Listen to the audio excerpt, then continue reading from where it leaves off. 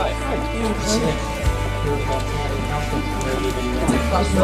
assuming there should be, and should be school.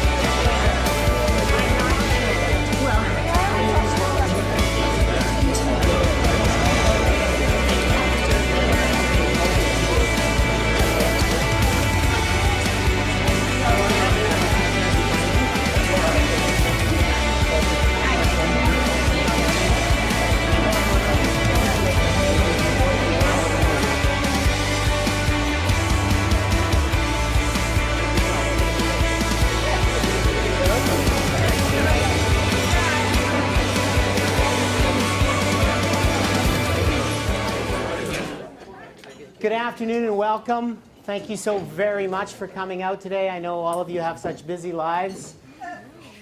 Yes, I do appreciate that. So we've got a whole host of things to cover here. Very interesting time in the market. As Eric Chan just interestingly pointed out, he said, how come there's a correlation between every time we have to sign something and the amount of wine that you serve? We'll get into those packages in just a moment. Nicola Hall, thank you. She said to me two important things. One, she said, why did you send me an email this morning thanking me for coming to the luncheon, and I haven't even been to the luncheon? Oh, you girls are saying, well, some of our clients obviously have way too much time on their sides. Or a BlackBerry that was designed to give you information based on the recommendations that we're going to give you this afternoon. It is also designed to save a lot of trees and not have your envelopes be about that thick. Nicola Hall also said, she says, why is it that every time you have a seminar, you pick your spots so carefully and it makes your job substantially easier? I'm looking going, how could I have known that the deadline was going to be October 17th for the debt ceiling? How did well, we could have figured out that the Republicans and the Democrats would continue to play the dumb games that they're playing. But the reality is, just because the stock market, the S&P 500 and the Dow went up almost 2.2% yesterday, the Dow was up 323 points, it doesn't make our lives any easier. Matter of fact, I wish the fight was still going on. I wish the markets would continue to gone down, because that would have given us, for anybody that wants to get into the US market, a better entry point. We're going to discuss a whole lot of that in a few minutes. Few announcements, and I know it's probably the worst kept secret, but I did get married. The rumor is true. And this is my beautiful wife, Helen. Maybe you could stand up, Helen, so everybody. I know I said I wouldn't do this, but you know what, when my kids are here? Yeah, so we got married on, thanks, baby. We got married on September 7th. Still haven't been on a honeymoon, bit of a contentious point. What am I waiting for? Well, 3 days after I got married, I was taking Dr. Warren Justin. He was in from Toronto, and I was catering him around to speak to people. So, yeah, life's been a little busy, but it's been a great busy. So thank you very much for all your well wishes. We had a great time. I've actually never had a wedding before. Obviously, I was married before, but never had a wedding. So that was a first for me. So never say never. So it was a great time. So thank you. It was a great choice. And David, your little... there we go. There we go. See, I clicked a button and it didn't even move. There we go. Am I going to have to press harder now? Okay, a few more introductions here, because there's a lot of firsts. Barry Potvin, you have been a client for absolutely years. You have never once attended one of these luncheons. Thank you, sir, for showing up. Another special guest. This lady, my mom passed away about 20 years ago, and this lady basically adopted me and has been my mother ever since. Beverly Eisenstadt, I love you. I love you. And this is the first time she's ever come to a luncheon. I didn't love that one. Yeah. Open your envelope, baby. Open your envelope. Yeah, there we go. And for our new clients, there's 3 or 4 of you that are here. Lori, a lot of new clients. This is kind of like a family. We've been doing this for a lot of years, right? Table 11? We've been doing this for a lot of years. Everybody gets to know everybody. The pressure's on us because you want to sit with the same people every time, and we want to mix you around every now and then. So anyways, for those people, welcome. It's great to see you. Also, what's new is the Bank of Nova Scotia has put together a new initiative. It's, for some strange reason, they call it a pod. What it is, it's a family office concept. And what the bank is determined to do is build the best family office in Canada by providing high net worth clients with all the investment tools and the investment specialists that they need to plan their lives today, tomorrow, and going forward. And today, I'm very happy that we have 2 key people here. This is Kyler right here. He is our famous private banker who does an amazing job. So thank you so much for coming. The things that Kyler does, I got a phone call from a client that was away on holidays a week and a half ago and said, Ken, we're away on holidays, just want to know if you can help us out.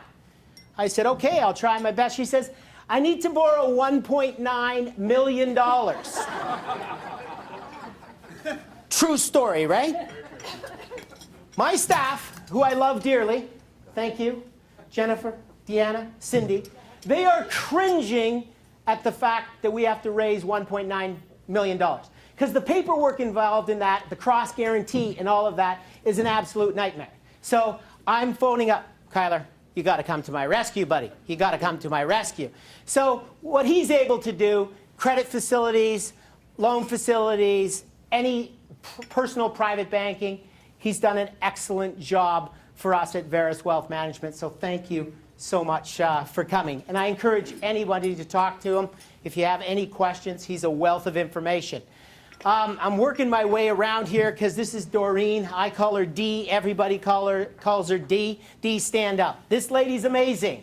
She's had 34 years, but you started when you were what? 7. 34 years as a financial planner. She is the very best of the best, and I am not saying that. I have worked with many financial planners over the years. We have worked together on 3, 4 current cases, right? Interesting cases. We did one, help me out. 2 days ago? Yesterday? Help me out. Tuesday. Okay, let me tell you what we do so people get a flavor for it. These clients have been clients like many of you for a very long time. 2 doctors, professionals. He's 61, she's 63. He has health issues. They got a lot of money. House is worth $7.5 million in Shaughnessy. The Whistler's worth $1.2 million. Victoria's worth X. And they're thinking about retiring. And they want to live on $200,000 a year.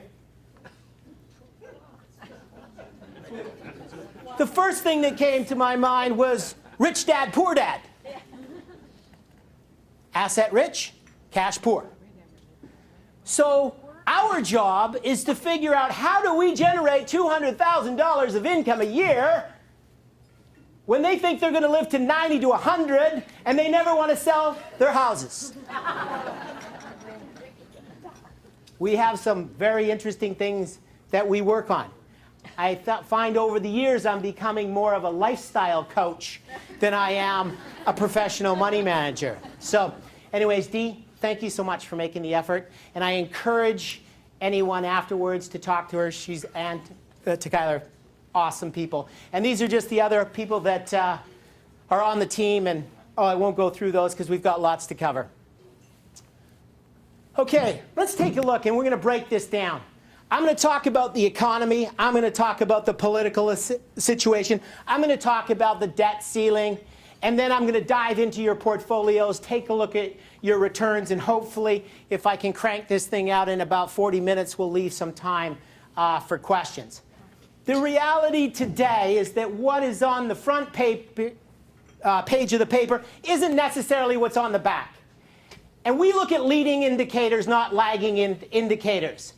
Obama and all the craziness that's gone on in the last 16 days, the stock market is looking well past that. The stock market's looking into midterm elections in 2014. The stock market's looking into the U.S. election in 2016. The stock market is a forward-thinking mechanism. What's true today is not necessarily true tomorrow. The difficulty in managing money is to figure it out ahead of the time before it happens and make strategic moves based on what your view is. It's hard when we have all the political nightmares. We have people, countries threatening to bomb one another, chemical warfare, germ warfare, and we stand in front of you and say, by the way, you know what? Europe's improving. But it is. You take a look. This blue line here is the UK. In our International Growth Fund, our second largest position in that country allocation. Number one is Japan. Number two is the UK. There's lots of money to be made in the UK. You can see Europe. You can see the emerging markets. And China is starting slowly to regain. Manufacturers coming back. I'll show you that slide in just a minute. So here you can see, it's the first positive quarter that we've had in GDP growth in Europe. It's coming back. It's going to take time. It's not fixable overnight. Okay? The debt is still off the charts. Okay? But the reality is that today we can, for the first time, see the light at the end of the tunnel in a lot of the regions around the world. And I will get into the fact that Canada, even though I don't want you to exit the Canadian stock market in a big way, is yesterday's story. And global diversification will be the key element going forward over the next 2, 4 to 6 years. You can see here China. Big slowdown mid-year.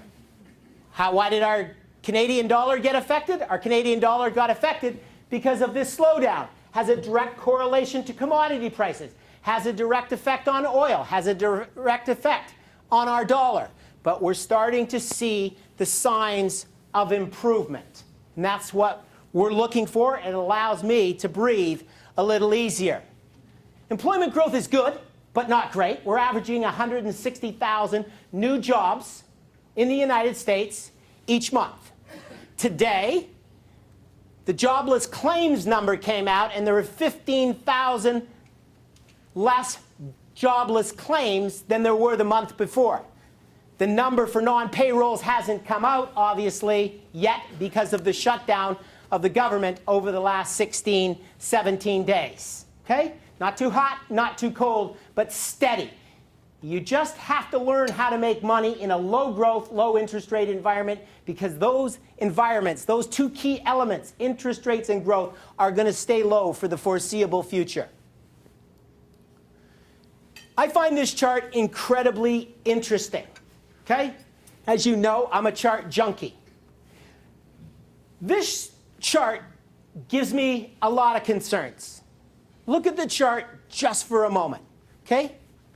You've got the blue line representing corporations of 1 employee to 49, the black line 50 to 249, and the red line corporations that employ more than 250 people.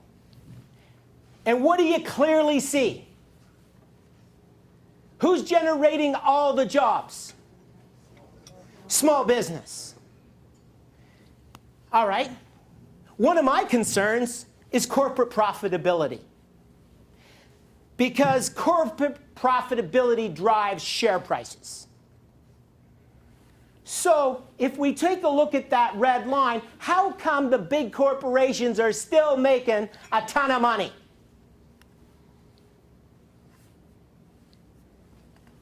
Because they keep laying off people. I am now an expert at Canadian Tire, Safeway. I can now scan my own goods and put them in the bag.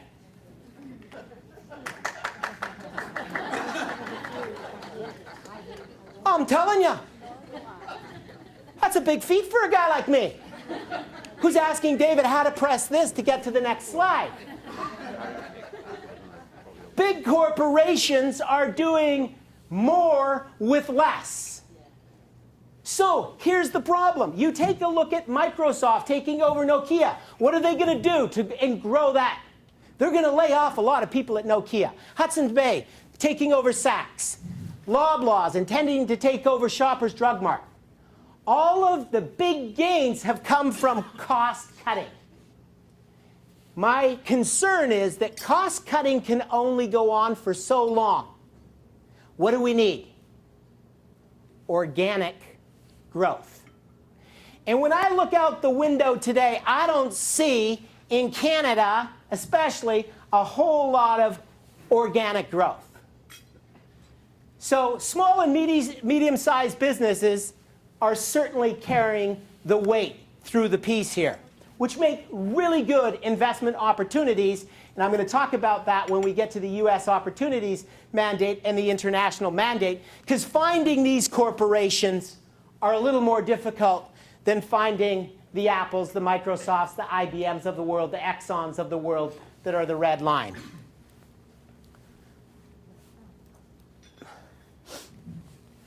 Consumer spending is attributed to about 70 to 75% of GDP in both Canada and the United States. The consumer is vitally important in the success of our portfolios. And if you look at the next two slides, we're going to compare consumer spending in the United States and consumer spending in Canada.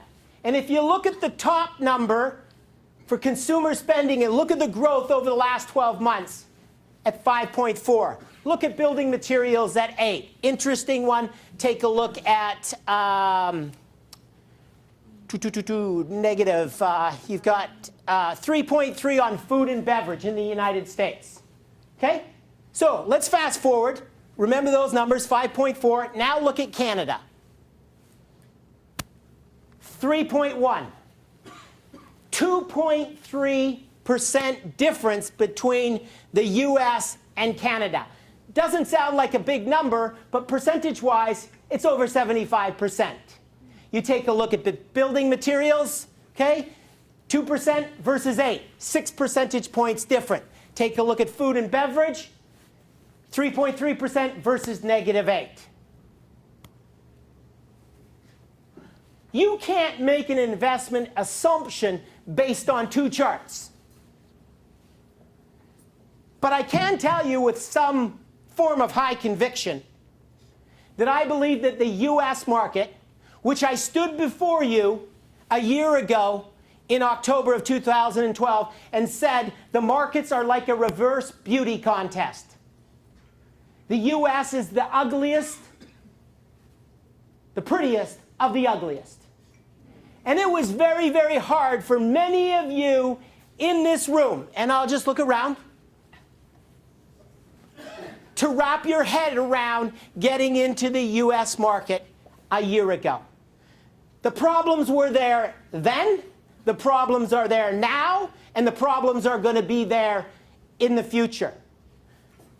But that significant difference in GDP, consumer spending, I believe is going to allow the U.S. market to continue to outperform the Canadian market for the foreseeable future. Part of that challenge is Canadians now have 160% debt to take-home pay. Obviously, nobody in this room. But that's a significant issue. It's a significant issue with our housing. It's a significant issue. And it kind of reminds me about what was going on in the United States with my dear friend, Mr. Alan Greenspan, who kept interest rates artificially low for so long, and the U.S. consumer blew their brains out. I was riding down in my elevator the other day, and the TV is saying, don't ask your neighbor what their mortgage is, because it's probably higher than you think. Okay, this is, at some point, a potential challenge for the Canadian economy. It got dealt with in the U.S. It hasn't been dealt with in Canada because everybody says, don't worry, housing prices will never correct. Everything is going to be okay. I'm not so sure that's true. I love this chart because I keep telling you, pay attention to companies that buy back their own shares. I want the managers that manage your portfolios and my portfolios, they're the same, to make sure that they are investing in companies that are buying back their own stock. Look at the difference between the S&P 500 buyback, the performance of the companies that buy back their stock, and this is only going through to November of 2012, to companies that don't buy their own stock back. This year, there has been over $455 billion worth of share buybacks in the United States, more so than any other time in history. Again, to keep it simple, why are buybacks so important? Because it reduces the amount of shares outstanding, and it allows the corporation to share their profits over fewer shareholders. So if we just take a look no farther at Microsoft, Microsoft increased its dividend by 22% a month ago and informed the investment world that it's buying back 14% of its outstanding stock to the tune of $40 billion. If you check your U.S. Opportunities Fund, you will definitely see Microsoft in your portfolio. I know none of you look at your portfolios anymore because you just trust me. Thank you. I appreciate that. If you take a look at what happened yesterday, FedEx. FedEx announced that they were going to buy back $3.7 billion of their own stock. What happened with FedEx? It went to a 6-year high.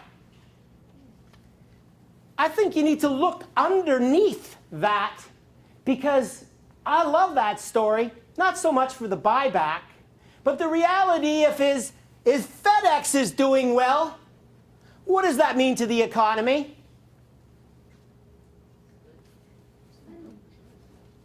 It's good for the economy because people are shipping more things, right?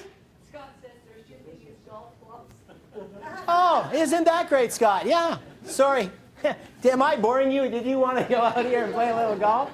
Yeah. Sorry, I'm going to do my hardest to keep you awake. It's the wine, I know. It's the signing that's involved in these presentations. I get it. I get it. So anyways, this is a significant aspect, and I think the FedEx story really tells a point. And that gives me conviction to say that this thing is slowly turning, despite what you hear on BNN. And if you are still watching that station, it's great, because I now hear that the government is going to try to allow, well, mandate the phone companies, the Telesis, the Rogers of the world, to unbundle everything so we can pick what channels we actually use and what channels we don't. It's coming. Thank you, Mr. Harper. Poor Mr. Harper, right? Here I go on a tangent. Poor Mr. Harper. Poor Mr. Harper's over in Brussels trying to do a deal for the European free trade. Nobody even knows he's over there. Did anybody ever know he was over there? Nobody cares but the cheese farmers, right, and the cheese manufacturers. Nobody cares. Poor guy. But you can thank the Harper government for that one. Okay. God, where do I start on this one? U.S. government. Let's start with the Republicans. Speaker of the House. Did you see that on TV, CNN? They all take turns going to the podium. Boom. 4 of them in a row. It's got to be fair for the U.S. people. It's got to be fair for the U.S. government. It's got to be fair for the Senate. And it's got to be fair for corporate America. That is Republicans speaking? It's the same old movie time and time again. It's good news because it creates volatility, and then once it temporarily gets solved, temporarily, till February 15th, the stock market runs on this news of insignificance. Because we're going to kick the can all over again, and we have seen the movie over and over again. Helen and I went to a movie not long ago called The Prisoner or Prisoners. I hate movies that you got to figure out how it ends. Okay, so you watch The Prisoner and you go, okay, they're going to find him in the hole. But does he go to jail or doesn't he go to jail? If you spend, ladies and gentlemen, almost $17 trillion, and you spent it already, the movie's going to end the same way every time. You're going to write the check. The U.S. government has been writing the checks for 237 years and never defaulted. So, we're going to run into the exact same story, right? You're going to be watching CNN, BNN. The Republicans and the Democrats are going to go at it yet one more time. But do we not know how it's going to end? Because as Warren Buffett said, when there are issues surrounding the next generation, and there's a choice between the next generation and the next election, it's never, ever close. The next election wins every time. And I don't really care what you think of Obama, because I know at this table there's a few people, one in particular, that really doesn't like Mr. Obama. Okay? But I find the American people fascinating, right? Because, you know, you're sitting there and you're watching CNN, and they're in Los Angeles. And they're a street reporter that goes in and says, yeah, could you tell me, what do you think about the Obama care? Oh, I hate that. That's just not good for America. It is not good for the vast amount of people. Premiums are going to soar. Availability of getting into doctors and hospitals are going to be crazy. And then you say, well, what do you think about the Affordable Care Act? The Affordable Care Act. Oh, I think that is fantastic. I think that's exactly what America needs. 10 of them in a row were interviewed. 10 of them said the same thing. That the Obama Act was terrible and the Affordable Care Act was the best thing. They're the exact same thing. Just a different name. So this is going to go on and on and on. Take a look at in 1980. Anybody want to guess where the total debt was in 1980? It was $850 billion. By 1990, it went to $3.5 trillion. By 2000, it went to 5.9 trillion. By 2010, it went to 13.5 trillion. And now we're going to be over 17 trillion. This is going to be our children's problem, okay? Because this problem isn't going away, okay? And it's obviously one of the concerns that we have. But needless to say, the whole point of this is it good or bad news for the stock market? It's good news for the stock market. Okay, we saw it before. Last time we had a shutdown was in 1995. The market rallied 21%. The Republicans saying it's got to be fair for the U.S. people. 16 days, $24 billion lost. How's that fair? It's all a political game. A political game that we are forced to watch that has the same ending every time. My advice to you, turn off your television sets. Because Obama, did anybody hear him speak this morning? What did he say?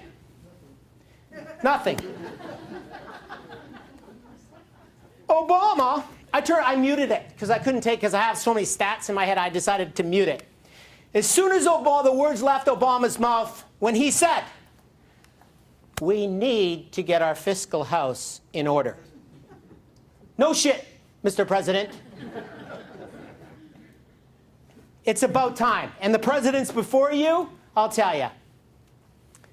Okay, this is my biggest pet peeve. The politicians I can take or leave, because that stuff doesn't really bother me. What really bothers me is the Fed officials. The biggest thorn in my side today is a man by the name of Mr. Ben Bernanke. Because every time Big Ben opens his mouth, things happen. And they affect you and I. Case in point. His predecessor, Mr. Greenspan, who I did say in this room countless times, he will go down in history as the worst Fed officer ever. He put us in this financial collapse. There's a great book out called The Greenspan Fraud. I suggest you might want to pick it up if you can't sleep at night. But I'm telling you, Bernanke, he's got a lot of problems here. Because he's been throwing so much stimulus at this market. He's been throwing $85 billion of bonds, been throwing the money and buying mortgage-backed securities and bonds. $85 billion a month. And so, right down here, a 10-year U.S. Treasury in May was 1.63%. And then Bernanke says, well, I think we'll start tapering the stimulus, which means he's going to turn off the money tap. 10-year bond yields in May, all the way up till here at the end of June, go to just under 3%. It doesn't sound like a lot, folks. But that is an 80% increase in rates, and that's never happened in history before. Did anybody notice, I'll use the word blip. Did anybody notice a little blip in their portfolio in the month of June when we sent you your statement? Did you notice how it went down? Wow! You haven't had to experience that for a very long time now, have you? But I would like to thank you. Not one person phoned me. Thank you so much for that. But you can thank Mr. Bernanke for that, okay? Because the second he says that he's going to turn off the tap means that interest rates are going to rise. And when interest rates rise, two things get affected, right? Bonds. When interest rates rise, bond prices go down. But none of you held any medium or long-term bonds. That didn't affect anybody in this room. But high-yielding blue-chip stocks in a rising interest rate environment aren't as attractive.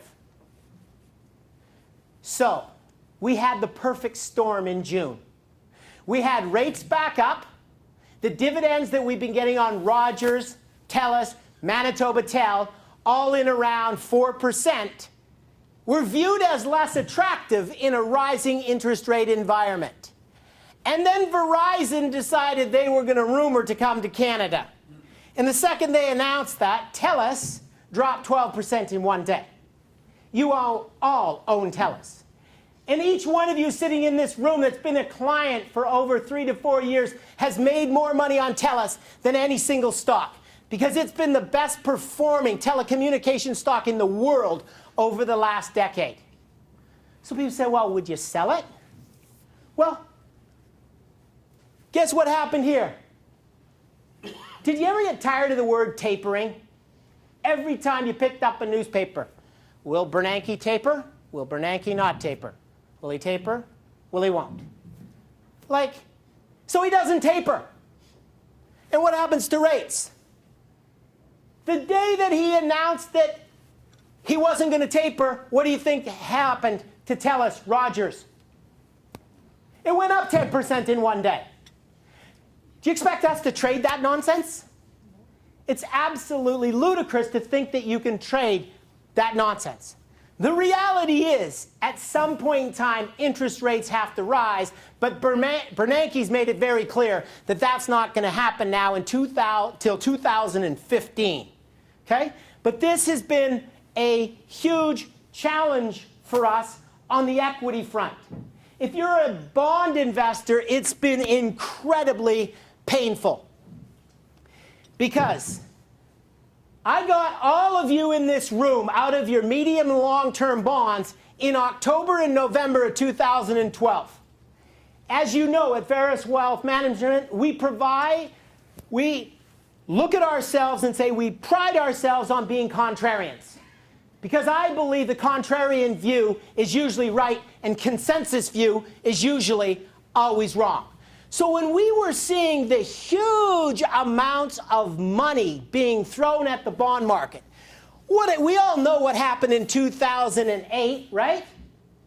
And where did everybody go? To the safe havens of bonds. Okay? I stood before you a year ago and I showed you the chart. As interest rates go up, bond prices go down, and you need to get out of your bonds. Well, let's update you in terms of what's happened. Oh, I so don't want to go backwards. Yeah, sure. I'd like to also thank David sincerely, because I always have a story to tell, and I don't have a clue how to make one PowerPoint chart. So the amount of work that this poor man does to tell the story is amazing, so thank you. Because every time I go backwards on this thing, it never works. Here's what we said in October and on February 14th. We showed you that we thought it didn't matter. It's hard to read. I'll read it for you. For 10 years, 5 years, 30 years, we were calling for negative rates of returns in the bond market and move out. Well, here's what's happened. Year to date, and these are the largest bond funds, and I just didn't pick because Scotia Canadian Income's there. Every single bond fund is down year to date. And the amount of money coming out of bonds is astronomical. On Lombard, Hank says we're going to have 2 down years of negative bond returns. I think that's Hank's being pretty conservative. I say we could easily have a period of 3 years where you have negative rates of returns on bonds. Take a look at Bill Gross. Bill Gross is noted as the bond king. Okay? He's feeling it these days because in September he had $5.4 billion of redemptions, okay? And over the last 4 months, he's had $41 billion worth of redemptions. In the month of June, foreign investors sold $19 billion worth of Canadian bonds, foreign investors, in June of this year, sold $19 billion worth of Canadian bonds, double the previous record.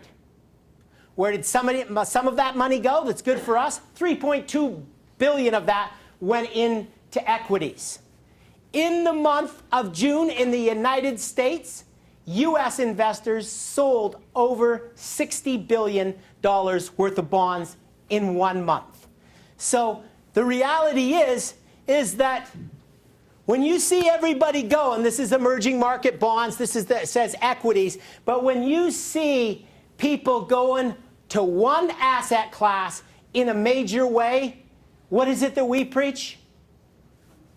We want to go the opposite view, because if you look at this chart in the bottom one, here says emerging bonds, and this is credit bonds, credit, and this says U.S. equities. Where do I think the opportunity is? Sometimes in life, forecasting in this business after 29 years is very challenging. This does not take a rocket science to figure out that U.S. equities are undervalued in a lot of different matrices. This is showing you rising yields, comparing yields to the price of the index, and right now it's looking that U.S. equities are $1 trillion below where they normally are. And to me, regardless of the fact that we have the issue, you may say today, oh, the U.S. market's already moved. We're going to have lots of volatility going here, and this trend is going to continue for not just the next 6 months. As I say, it's going to continue to the next 4 to 6 years. This is an interesting chart, just saying, are stocks cheap or expensive relative to gold? Because there's so many gold bugs. Once you're a gold bug, you're always a gold bug. And everybody in this room knows that I'm not a gold bug. But the reality, stocks are expensive, stocks are cheap. There's no question that stocks are definitely cheap compared to gold. In his annual report, Warren Buffett, using Warren a lot today, but look at what Warren Buffett did. He did a very interesting analogy.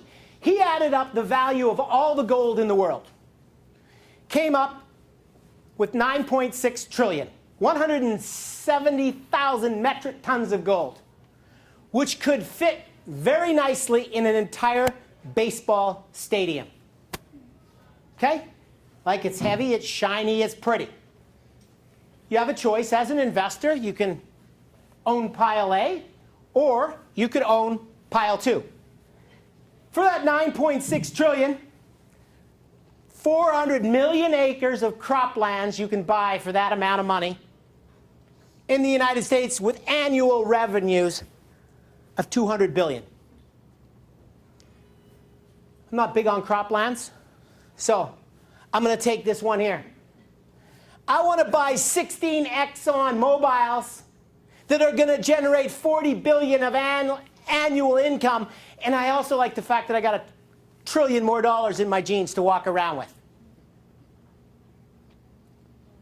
The reality is, you got to see what is the best investment. And if you take a look at what Warren also presented, this ended at the end of 2011. $100 invested in the S&P went to just over 6,000. In gold, it went to 4,455. Let's update it for the last 2 years. Okay? The S&P 500 since the end of 2011 has gone up 29.5%. This number now is $7,975. Gold was at $1,750. Now we're $1,300 and change. This number now is not 4,455, it's 3,300. The difference between here and here is $5,000. For you gold buffs, I know there's only a few of you here. I hate picking on gold, but you know, it's just the same. And you got guys like Frank Justra running around saying that he is going to go down to Robson Square. If gold doesn't go back to $2,000 an ounce in the next couple of years, he's going to sing some ridiculous song in a lady's bathing suit. I think we should have the next meeting downtown, somewhere near Robson Square, and I'll pay for lunch down there, and we should all watch this, because for sure, if he's a man of his word and he honors what he says, it'll be pretty funny watching him do that. All right, let's get on to the meat here, and I'm going to wrap up in 10 minutes.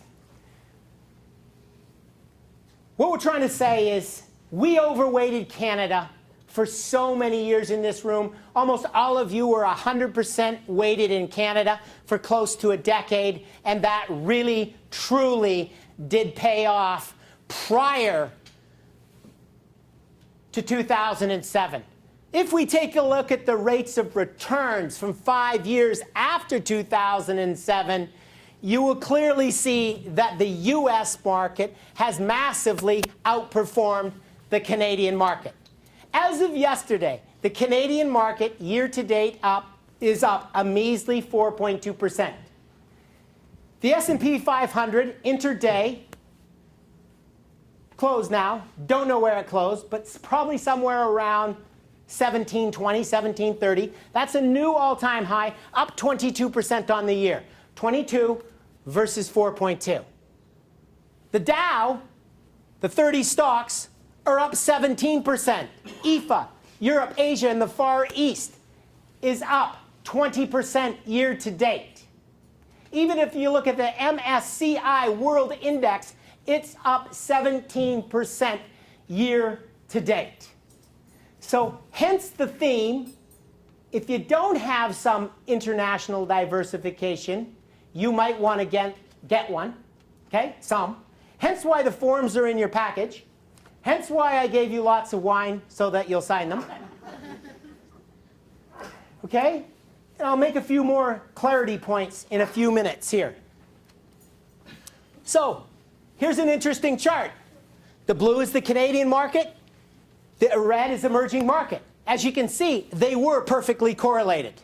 I say these two lines are coming back together. I'm going to bet that the emerging market countries, the Latin America, the Asian countries, we are now seeing strong domestic demand. And I believe that is going to make this an upturn. Okay? So the consensus view would be to buy the blue. The contrarian move would be to buy the red. I'm not saying get out of banks altogether. I'm not saying get out of the Canadian economy altogether either. Because a lot of you in this room have a problem. Probably didn't know it, but you do. Because we bought a lot of your bank stocks in March of 2009, and you're up over 140% on those stocks. And if you sell them, who do you got to pay? Yeah. You got big capital gains in the banks. I'm not saying sell the banks. If you take a look in the last go round, the last quarter, third quarter, the average rate of return growth rate on the banks was 6%. You take out TD, and it was over 12% growth for the banks, despite lower new loans, and despite the fears of the housing market. The banks are still making a ton of money. Banks' share prices double every 7 years. If you just use the rule of 72, 72 divided by 10 means your money doubles every 7.2 years. Well, to get 10%, you're getting north of 4% just in the dividend alone. Is it any wonder that banks and Canadian banks are among the best in the world? So don't misinterpret what I'm saying. I don't want you to go in, look at your portfolio, and say, I need to sell everything in Canada. That is not what I'm saying. But I am telling you that increasing global diversification, like we suggested to you a year ago, would pay off handsomely. I do not want anyone in this room to feel guilty when I show the next two slides. Because I know somebody's going to be thinking, well, how come that wasn't in my portfolio? For sure, somebody's going to be thinking that. There's a whole host of reasons. One, everybody's risk profile in this room is slightly different. Investing internationally comes with more risk than investing in Canada. A lot of investors in this room have a lot of capital gains, okay? And we also can't hold our international growth mandate in your registered accounts. Okay? That limits me on what I can do. But I am proud because this is amazing. This is not my account. It is somebody's account in this room, and thanks for buying lunch today. You'll figure out who it is. Year to date, this portfolio after fees is up 29.46%. The S&P 500 is up 17.91%.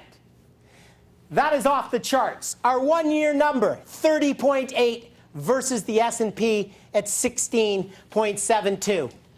We fired Foyston, Gordon, and Payne, and we went with Wayne Wischel, and look what he's done since. 16.35% annualized rate of return. Past performance is not indicative of future performance. We won big. I still think the gains are going to be handsome, but we're not going to repeat this. If you're not in this mandate, and I recommended that you get into this mandate, I still think you should. And I really think it's hard to do yourself. Because when you go home and you look at the stocks that are in this portfolio, both on the US front and the international front, you will not have heard of many of these companies. I know lots of people like to try it themselves, and I like to try it myself. I encourage you to try it by yourself if you want to learn. But the reality is, maybe you can do it in Canada because we're all chasing the same 60 stocks. The second you step outside our border, trying to come up with those names to beat the professionals is going to be really, really challenging. Our international growth mandate, some clients looked at it, and one client looked at me and said, look, you preach the fact that less is more and you want to have fewer names in your portfolio. To diversify globally, this portfolio has over 100 names. That's minuscule compared to Fidelity International, which has over 900 names. This has generated year to date a 23.53% rate of return, 33, almost 34% over the last year, and coming up 2 years, 29.53. So these two mandates have hit the ball out of the park. Quickly, just to wrap up with Canada. Our Canadian mandates for 3 years running, our high income and our dividend growth have been the best portfolios in all of Canada. They are delivering superior risk-adjusted returns. I'll give you a quick little flash on the updates on these mandates right now. But I'm going to suggest to you that making money today is no easy feat. Because if you just take a look at consumer discretionary, consumer staples, you take a look at healthcare, and you take a look at information technology, 4 sectors, which represent slightly over 10% of the Canadian stock market, they're all the ones that have been the big winners. If you were in materials, base metals, you got absolutely hammered. It's a really tough environment to make money. You've got to get it right. If you take a look at Verus dividend, year to date, we're slightly behind our benchmark, slightly behind on 1 year, but our 3-year number is massively ahead of the market. You take a look at our high income over 3 years, 13% versus 3.5. This portfolio, the high income portfolio, in the month of October, and we're only halfway through it, is up 4.5% this month. Don't be illusioned when you say, okay, year to date, our high income is only up 2.4. We're back to over 6 right out of the gate because people realize that, hey, was it a smart move to sell companies like TELUS? We don't think so. Our defensive income, okay, I pick on that because, you know, it's the most boring portfolio we have, and many of you have that, and it's working well, but the reality is that it does have some bonds in it. The duration of the bonds are less than 2 years, so you're not going to lose any money. It's going to just be harder to make money. And I've made notes on some of your portfolios to call me. But the reality is, it's still massively beating the benchmark over 1 year, 7.6 versus 3.2. Our strategic value, we changed the manager, and it's paid off handsomely. 7.8 versus 5.2, 14 versus 7.6, almost 2-to-1 outperformance by Verus Canadian Strategic Value, managed by Wayne Wischel. Juliette John, doing an amazing job, outperforming the benchmark by over 2-to-1. Year to date, up 7.67%. Great numbers.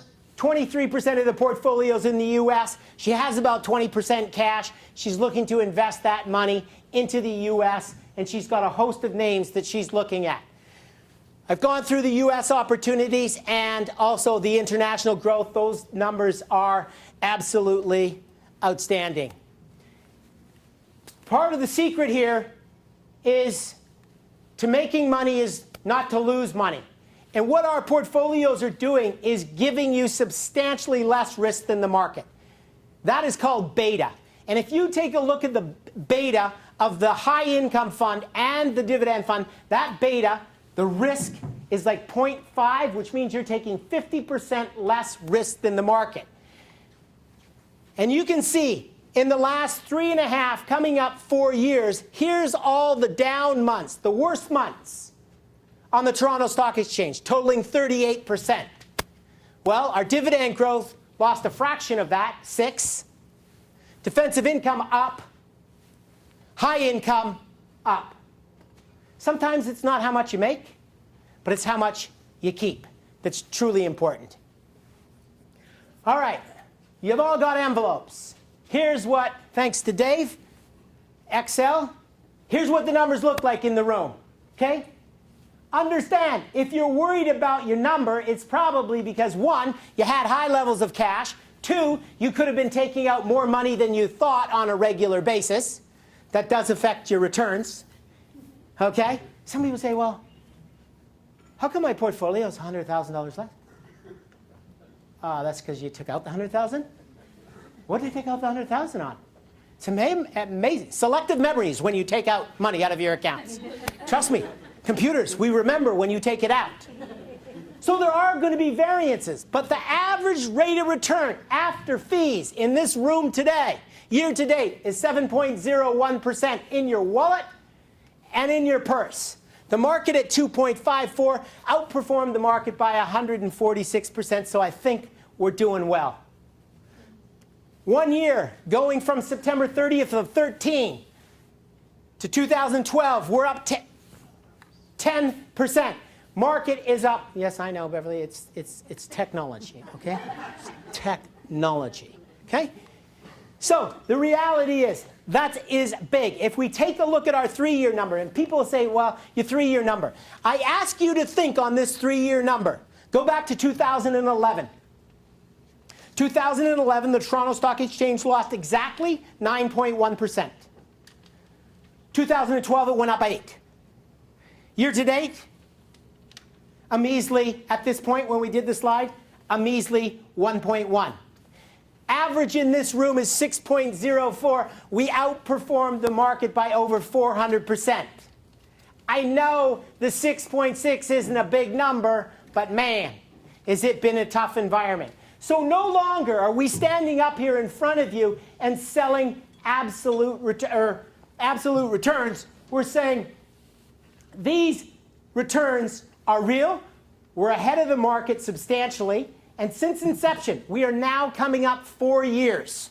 It'll be, your next quarterly report will be a 4-year number, and that 4-year number will be well through 8.5% each and every year after fees, and that's going to be ahead of the market by at least 80%.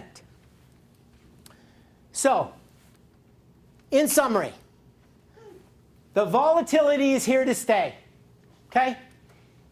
It's just something that we have to learn to live with. The more that you can tune it out and let me worry about it, the better off I think you will be. Slow growth and low interest rates are here for the foreseeable future. The rotation out of bonds will continue because not everybody gets it. Everybody's already running for the exits in the bonds. But there's still a gargantuous amount of money in the bond market that still is going to come out of the bond market, and it has to find a home. And guess what? It's going to find its home. It's going to find its home in what you and I own. And when they buy what you and I own, guess what happens to your portfolio? God, I like what's going on over the next couple years. Time for a sabbatical. Actually, I haven't been on a honeymoon yet. We'll talk about that in a minute. I'm in a bit of the doghouse already. I've only been married for 5 weeks. Equities will continue to outperform bonds without question. That is a no-brainer. U.S. economy. Just concentrate on the fact when you're watching the news, it's all negative. But there's a lot of positive signs that we're seeing. The Chinese economy, the GDP is still growing at well over 7%. They're not going to fall off the face of the earth. And it's hard to believe, but yes, Europe, especially the UK, is coming back. If you have any questions or concerns about anything on my handwritten notes in your envelope, please call me as soon as possible.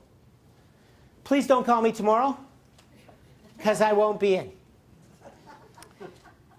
Please call me or send me an email, because I want to deal with any of your questions next week. The week after, I promised Helen, we're finally going to go away on our honeymoon, and I'm going to shut this system down and let my wonderful Jennifer, Deanna, Cindy, and David worry about it for a week. So I'm asking for a week off, if that's okay.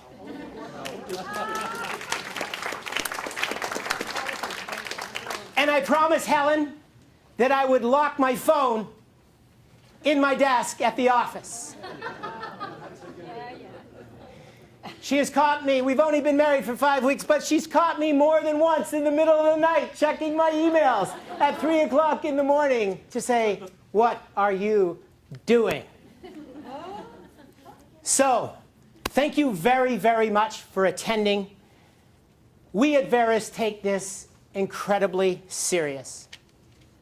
I have a burning desire and an abundance of energy to deliver superior risk-adjusted returns to every one of you in this room. And for all of you, and there's so many of you that have entrusted me with all of your money, thank you, thank you, and thank you. For those of you that haven't entrusted me with all of your money, from the bottom of my heart and my entire soul, I can't think of a better place for it than Verus Wealth Management. All I'm suggesting is that there is opportunity knocking. But thank you for giving me the shot at managing the assets that I do manage for you. Jennifer is telling me that, I got it, Jen, I got it. Jen is concerned. Jen is concerned because if everybody signs these docs right away, her life, Deanna's life, Cindy's life become overwhelming. I think what Jennifer is trying to tell me right now is that she is going to expedite this, and all the girls are going to expedite this on a best efforts basis. Is that what you wanted me to say? I also just wanted you to mention that if you'd like to sign it right now and give it back to us, that would be lovely. If you don't, for some reason, you should, but... I've trained her so well. There's return envelopes, and we put them on the table out there. But they need to know the regular going to the mailbox. Yeah, there's a whole host of reasons in there, Jen. Okay, I also encourage you, Kyler's here, Dee is here. They'll stay around for a few more minutes. If you want to make an introduction to yourself, please do so. And once again, thank you so very much for coming, and thank you for entrusting us with soon to be all your money. Thank you.